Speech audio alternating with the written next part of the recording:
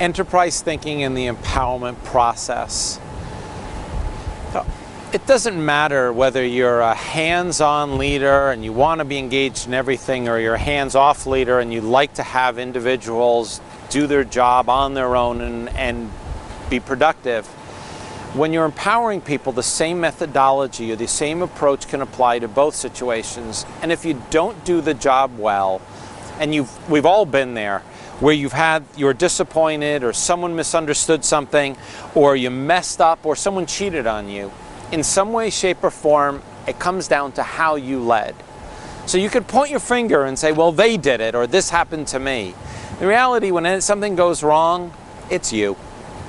Somehow, some point, some shape, something happened where it was you. I'll give you a quick example. I was just with somebody yesterday, and the guy said to me, I've been telling people what they need to be doing for the past few years, and they keep on doing it wrong. And I said to them, is it them or is it you? He said, no, I've been telling them every time that they need to do it this way. I said, is it them or is it you? If you keep on telling people the exact same thing, or telling them something, I don't care how the message is done, and they keep on screwing up, doing it wrong, and things don't come out the way you planned, is it them or is it you? And he took pause, looked around, he said, so you mean then I have to change? It's up to you. I'm hearing what you're saying. You've been doing something for 2 years, you're not getting the results. Maybe you need to look at how you're working with other people. And we spent the time looking at an approach that could be used differently, using the empowerment process, so that he could better understand how he could shape his future. And what you're really looking for in a tool, if I was to say, you would want something that you could use every day, you'd want something that would give you reliable outcomes, that you'd be able to pull out of your pocket, put in place, and every time you use it, you get some type of better return than you would have done otherwise. And if you have a tool like that, you can throw away some of the old adages or the old methodologies you've used in the past. And I brought it up earlier, and I'll bring it up again, the hugging and kissing. Number one, hugging and kissing. When you hug and kiss somebody, you're focusing on the 20 and not on the 80. And we've talked about this in the GPP, and we've talked about it before in other videos. If you're spending the time on the hugging and kissing, you're missing the 80%, which is the systems and structure, the methodology, the process, all of those other pieces that can really get a higher outcome. And you can listen to other videos to understand that. The second is then you're ignoring the 80%. The 80% is the systems and structure. You're not spending the time saying, what are the tools someone needs? What are the methodologies? And the doubt and confusion can disappear if you have put them in place and you utilize them properly. You've witnessed this. How do I log into the server? Or how do I have to dial 9 to get out? If you have a situation where someone says, do I have to remove the compound before or after I do this? Those are examples of situations where people don't have the 80.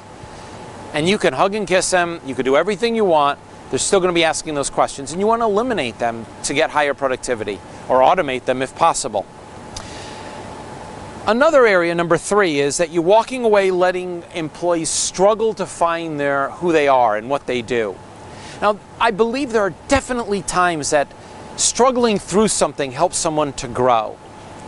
I believe there are times, and I bet you believe there are times, that through your history where a challenge or a situation arose where that internal struggle caused you to grow.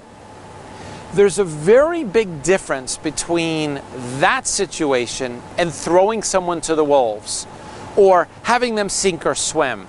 So just take the sink or swim for a moment. You have an individual and they're not yet capable of swimming, and you throw them in the water and hope they'll survive. That's not the intention of growing individuals. That's not how you empower people. Empowering people is teaching them how to swim, giving them the tools, the techniques so that they can swim, being with them so that they can survive, and then working through them. Or throwing them to the wolves, oh my God. I mean, you're having a meeting, it's very important, you're hoping the negotiations go well, and hey, we're going to see how they do. Why would you do that? Why don't you help them succeed at the negotiations.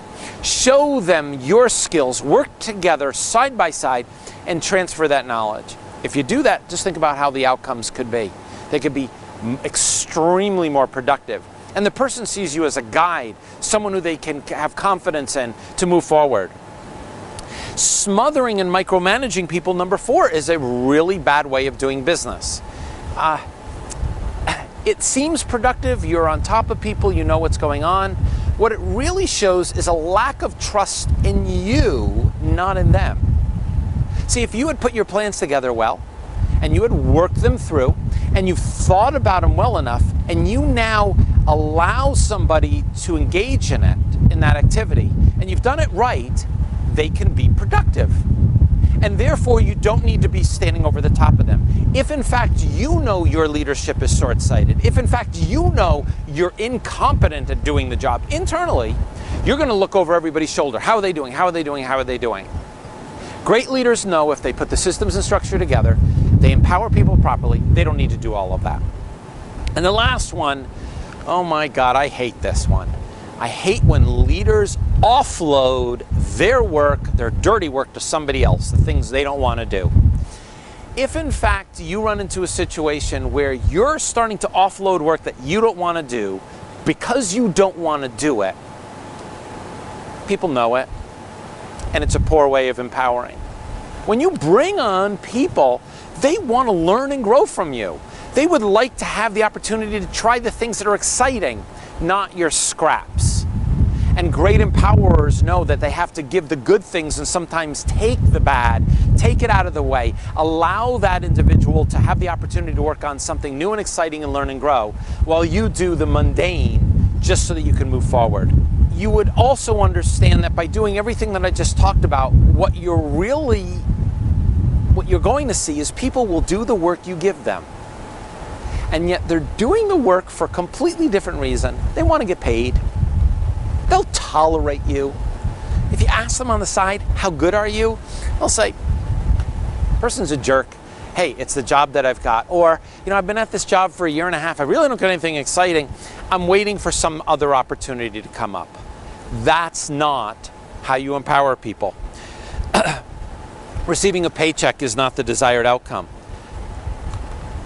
If you really want to show or find people who are good at leading, what I often will suggest to people is look at nonprofit organizations and see who thrives in those environments. There's a reason that nonprofit organizations where you have thriving environments are a valuable place to look. It's because that person is working where the sole incentive of the people in the group is to participate. If they're bad at managing, throwing them the scraps, getting poor performance, people don't want to work with them. And if they get superior, not only superior, if they get WSP, wildly successful environments or situations, those people show that they're in control of how to lead and manage people in a completely different way. So the magic these people use, which you may never have thought about, is however they deliver it, they deliver a bundle of services or a bundle of opportunities to individuals. They're delivering plans that seem to, people can buy into.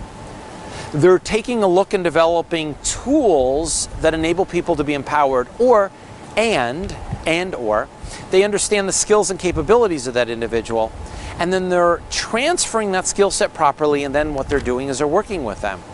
So if you take a look at the empowerment process we're throwing up right now onto the screen, you'll see that there are a few different areas, and I'm going to go over them separately. In theory or conceptually, I'm going to go over them right now. You'll get a better understanding. First thing you want to do is you empower people by planning. Planning on who are the right people. Planning on fulfilling the purpose. Planning on and making sure that what you've designed is going to work. And that takes time and energy. And again, I'll go over that more specifically. You're going to build a package full of supplies, tools, methodologies, approaches that will allow them to be successful. And this includes the systems and structure.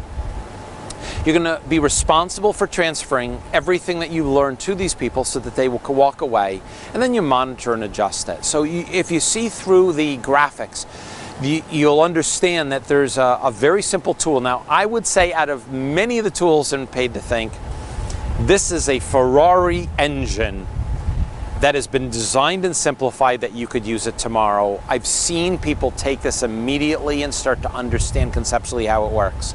And what I typically do when I get to this point, if I'm talking to somebody side by side, I say, where do you feel you're the weakest? And 9 times out of 10, people will say, I don't build the package, or this is the same combination, about 50-50, I don't transfer the power well. And we'll go into how to do that. The last thing I'd like you to take a look when you're looking at the chart, or if you had seen it, was there's a go kill points. And go kill points are where you say, do I move forward with this? Am I doing it right? And if I put this in place, you have to hypothetically go through it. If I do this, will the next step work? Just today I was working with a client and I said, we have to have these outcomes at each of these steps.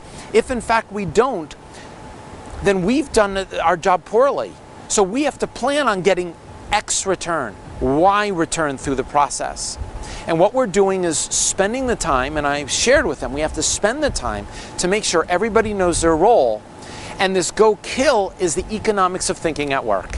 What we're doing is we're doing our job, thinking through something in all different dimensions, in a multi-different dimensional perspective, to say, if we do it, will it turn out that way? And I can tell you the results of the empowerment process and utilizing it every day can transform any situation. So that's the overview of the tool. And what we're going to do now is we're going to go into each separate area and show you different ways to analyze, look at, and improve that the performance.